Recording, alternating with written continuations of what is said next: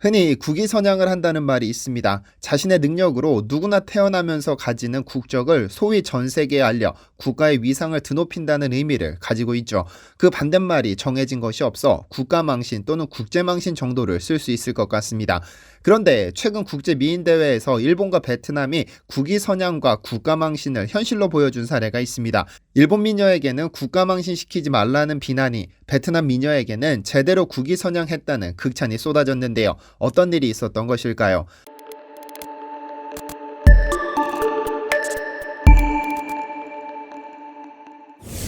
안녕하세요. 디스멘터리입니다. 전세계 축구인들의 축제 월드컵이 2002년에 한국과 일본에서 개최되었을 때 전국은 빨간색으로 물들었습니다.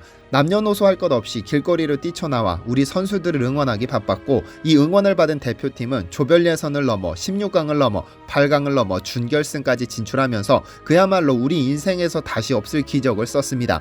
사상 최초로 월드컵 4위라는 성적을 거두면서 국민들을 단합시켰습니다. 이 당시 활약했던 대표팀 선수들은 국위선양을 했다며 병역법을 개정하면서까지 병역면제 혜택을 받았죠. 물론 굳이 법을 개정할 필요까지 있느냐는 비판도 있었지만 워낙에 한국 사회에 남긴 임팩트가 강했기 때문에 이러한 비판은 금세 사그러들었습니다. 그러다 2021년 이 병역법을 개정해야 한다는 개정안이 발의됩니다.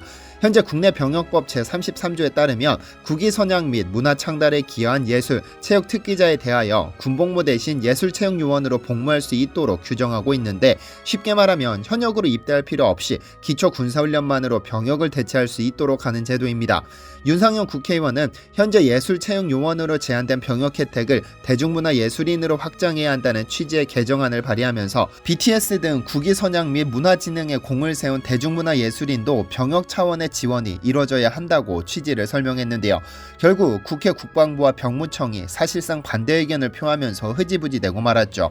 그런데 이러한 논란의 시작은 국위선양의 기준을 어디까지로 볼 것이냐에 있는데요.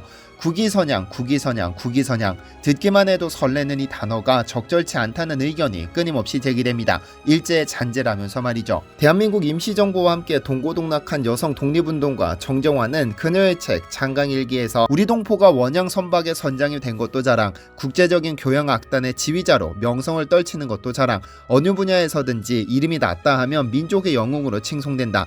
우리는 이것을 국위선양이라 하지만 이 말은 과거 외인들이 즐겨 쓰던 말로 군국주의 냄새가 물씬 풍겨서 그 말만 들어도 속이 메스꺼운 것이 내 심정이다라면서 국위선양이라는 단어에 대한 메스꺼움을 표합니다.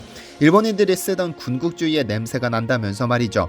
국립국어원이 편찬한 표준국어 대사전에서 국민의례는 국민으로서 마땅히 갖춰야 할 격시, 국기에 대한 경례, 애국가 제창, 순국선열에 대한 묵념으로 풀이하는데, 이윤옥 하늘문화어울림연구소 소장은 이 국민의례가 일본 기독교단에서 제국주의에 충성하고자 만든 의식이라고 비판합니다. 그녀는 그녀가 쓴 오염된 국어사전에서 국민의례란 1904년 러일전쟁이 발발하자 일본 기독교단이 출정군인, 상위군인, 전몰군인과 유가족을 위해 그리고 대동아전쟁 완수를 위해 행한 기미가요 연주, 묵념 따위를 뜻한다고 설명합니다. 국위선양 역시 일제강점기 시절 미나미지로 7대 조선 총독의 조선인 길들이기 5대 지침 가운데 하나라면서 신하들이 천황을 도와 국가를 지키고 한국 신민을 있게 한 시조신을 위로해 일본을 만세일기에 알려야 한다는 것이 국위선양의 골자라고 했죠. 다시 말해 국위선양이라는 단어는 일본을 세계 만방에 알리자는 뜻이며, 이 말을 계속 쓰면 우리는 메이지 시대의 신민임을 자처하는 꼴이라고 강하게 꼬집었습니다. 그런데 소위 일본을 세계 만방에 알리기 위해 만들어진 국위선양이라는 단어를 정면으로 깎아내리는 일본인이 등장했습니다. 자신의 미를 드러내어 국제미인대회에서 수상하는 것 또한 국위선양의 일종으로 볼 수 있을 텐데요. 지난 12월 10일 국제대회에 참가한 일본 대표 미녀가 등장하자 일본이 발칵 뒤집혔습니다. 이스라엘 에일랏에서 개최된 제70회 미스 유니버스 대회에는 일본인 대표 와타나베 주리가 전통의상 경연에 참여했습니다. 전통의상 경연은 각국 대표가 자국의 문화를 대표하는 의상에 새로운 해석을 곁들여 선보이는 코너인데요. 가령 한국의 경우는 한복을 재해석한 의상을 입고 등장해 심사를 받는 것이라고 보면 됩니다. 그런데 일본 대표로 출전한 그녀는 일본인답게 기모노를 재해석한 드레스를 입고 등장했는데요. 가슴을 훤히 드러낸 분홍색 기모노 드레스에 양 소매에는 일장기가 달렸습니다. 허리에는 굵은 금색 벨트를 감았고 양손에는 고양이 인형, 마네킹 에코를 집어들었습니다. 특히 그녀의 복장에서 놀라웠던 부분은 가슴 위에 검은색으로 일본이라는 두 글자를 써 시선을 집중시켰는데요. 여성의 몸에 이렇게 강렬한 글자를 직접 쓴다는 것은 성상품화 논란의 소지가 있어 꺼리는 행위입니다만 이런 것은 주리에게 전혀 문제가 되지 않았습니다. 핑크빛이 연하게 감도는 드레스나 강렬한 핑크빛으로 물들인 머리색보다 오히려 가슴에 쓰인 일본이라는 두 글자가 훨씬 더 시선을 잡아끌었죠. 보통 올림픽이나 월드컵, 세계선수권 대회 등 그 어떤 종류의 경연이라도 자국을 대표해서 출전하면 자국민들로부터 응원을 받는 것이 일반적입니다만 이 일본 대표는 의아하게도 칭찬은커녕 비난 세례를 받아야 했습니다. 왜냐면 그녀가 입은 드레스는 말 그대로 일본 전통의 기모노였는데 이를 입는 방법이 잘못됐기 때문이죠. 보통 기모노를 입을 때는 왼쪽 옷깃이 위로 올라오도록 착용하는 것이 정석이지만 주리는 오른쪽 옷깃이 위로 올라가도록 입었습니다. 이렇게 입는 방식은 오로지 주군이에게 입히는 수의의 방식이라는 일본인들의 지적이 이어졌습니다. 일본 네티즌들은 일본의 이미지가 이런 것이라니 창피해서 얼굴을 들 수 없을 지경이라거나 왜 죽은 사람에게 입히는 옷을 입고 참가한 거냐 등의 비난이 쏟아졌는데요.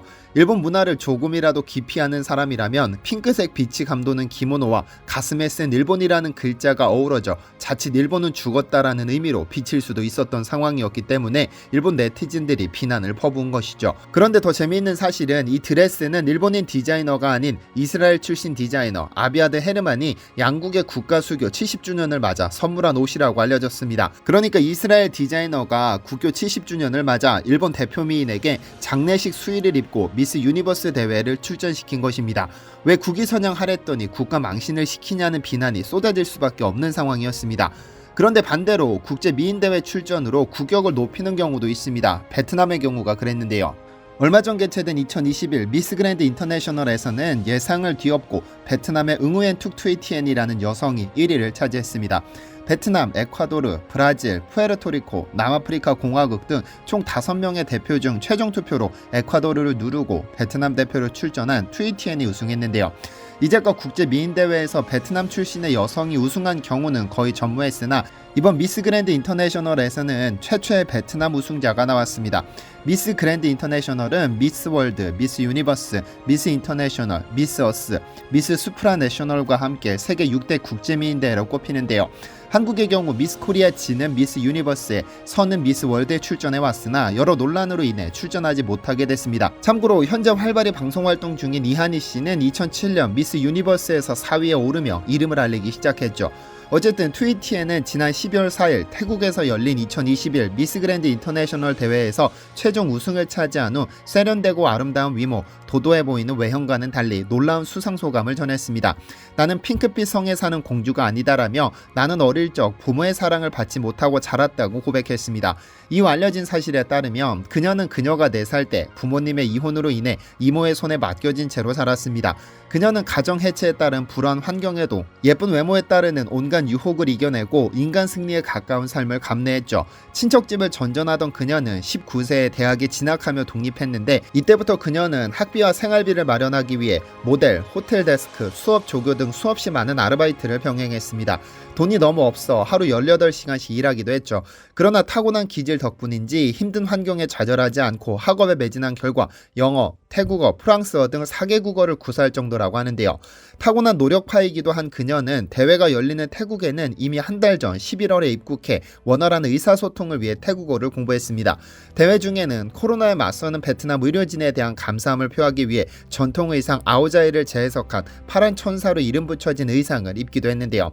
그녀가 베트남의 국격을 높였다고 평가받는 이유가 바로 여기에 있습니다. 겉보기에 화려하고 세련되어 보이지만 그 내면은 더 아름답고 불안 환경을 이겨내고 인간 승리에 가까운 삶을 살아온 그녀를 보며 수많은 아이들이 희망을 가지게 됐으니까요. 이 대회 수상 이전에도 그녀는 2017년 미스 사우스 베트남 대회에서 1위를, 2018년 미스 베트남 대회에서는 5위를 차지했죠. 2019년에는 일본에서 개최된 미스 인터내셔널 세계대회에서 베트남 대표로 참가했으나 수상하지는 못했습니다만 이번 대회에서 우승하면서 그녀의 노력이 결실을 맺었습니다.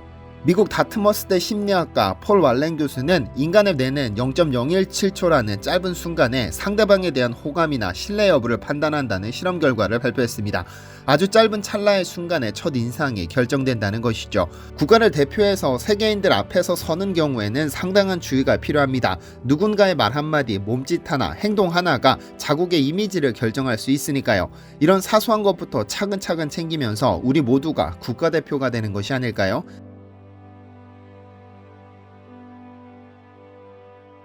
시청해주셔서 감사합니다.